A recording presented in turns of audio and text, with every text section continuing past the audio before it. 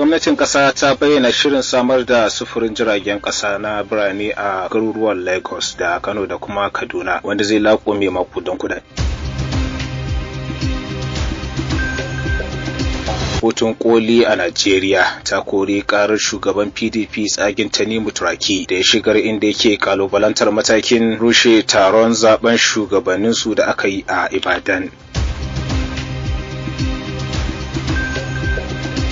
Kashin Fatima ya kira ga 'yan takarar jam'iyyar APC da su guji tare da rikici ko rusa musu jam'iyya idan suka rasa tikitin takara a zaben fidda gwani.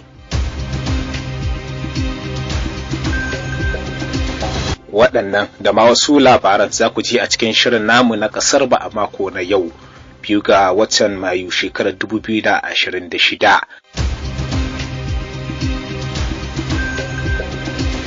Tare da ni Abubakar Abdullahi Ilyasu. Gwamnatin ƙasa ta bayyana shirin samar da sufurin jiragen ƙasa na birane a garuruwan Lagos da Kano da kuma Kaduna wanda zai laƙume makudan kuɗaɗe. Gwamnatin ta amince da kashe kuɗi dala biliyan 2 da miliyan 990 wajen gina layin dogo a jihohi 3 yayin taron majalisar zartarwa na ƙasa da ya gudana a ranar Alhamis. Baya ga haka gwamnatin ta amince da fitar da kuɗin ayyukan tituna da gadoji a shiyoyin ƙasa 6 wanda zai laƙume fiye da naira tiriliyan 7 ciki har da naira tiriliyan 1 da biliyan 860 da za a yi aikin karasa babbar hanyar Lagos zuwa Calabar domin ta karasa zuwa cikin Akwa Ibom sai naira biliyan 588 da miliyan 980 domin rushewa da sake gina gadar kata da ke Lagos da kuma aikin babbar titin Sokoto zuwa Badagiri da zai lakume naira tiriliyan 1 da biliyan 790. Kamfanin matatar man Dangote ta ƙasa ta sanar da dawo da wasu injinin da ta ladabtar da su wajen tura su aiki a wasu ma'aikatu na daban sakamakon laifin da suka yi a baya. Sanarwar da kamfanin ya gabatar ta ce dawo da waɗannan injiniyoyi ya biyo bayan afuwar da aka masu bayan ɗaukar matakan ladabtarwa ta cikin gida. Jaridar The Cable ta ruwaito cewa ɗaukar matakan dawo da wannan ma'aikata bakin aiki ya biyo bayan sanya baki da kuma roƙo daga wasu fitattun mutane da masu ruwa da tsakiya harkar mai da kuma injiniyoyin da abin ya shafa. Jaridar ta ce wata sanarwar cikin gida da ke dauke da sanya hannun Devi Kumar Adewin mataimakin shugaban kamfanin ya ce za a gayyaci injiniyoyin a wata ganawa kafin su koma bakin aiki. Sanarwar da ta kuma kara da cewa ma'aikatan da aka dawo da su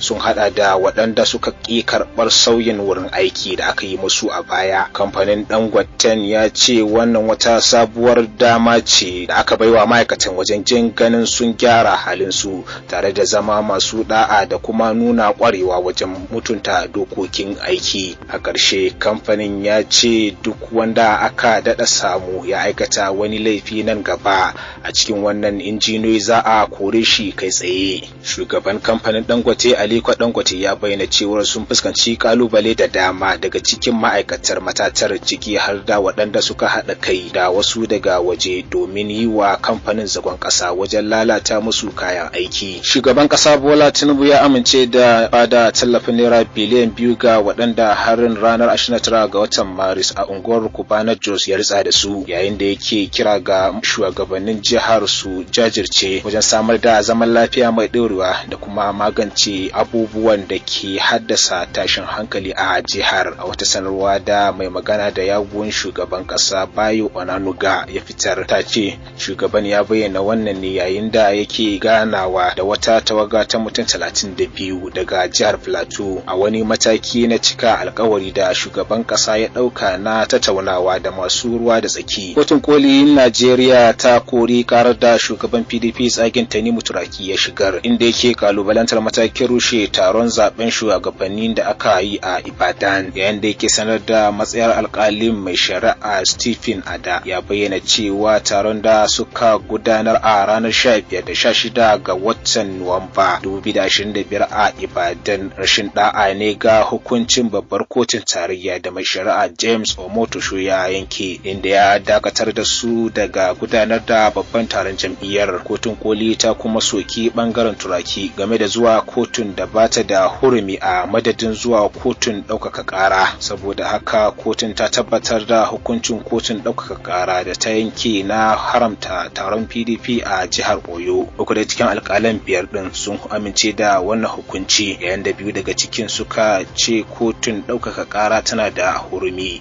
Kashin Shatima ya kira ga 'yan takarar jam'iyyar APC da su guji tare da rikici ko rusa musu jam'iyya idan suka rasa tikitin takara a zaben fidda gwani. Shatima ya bayyana hakan ne a yayin wata ganawa da shugabanni da 'yan takarar jam'iyyar, inda ya jaddada muhimmancin haɗin kai da bin doka a cikin harkokin siyasa. Ya ce nasarar jam'iyya tana dogaro ne da haɗin kan mambobinta, ba wai amfani na ƙashin kai ba. Ya ƙara da cewa APC na buƙatar zaman lafiya da fahimtar juna domin fuskantar manyan zaɓukan da ke tafi. Da haka ya buƙaci duk wanda bai samu tikiti ba da ya karɓi ƙadara tare da goyon bayan wanda ya yi nasara domin ci gaban jam'iyya da ƙasa baki ɗaya. A ƙarshe Shatima ya gargaɗi 'yan jam'iyyar cewa duk wani yunƙuri na haddasa rikici zai iya jawo matsala ga APC tare da rage damar samun nasara a zaɓuka masu zuwa.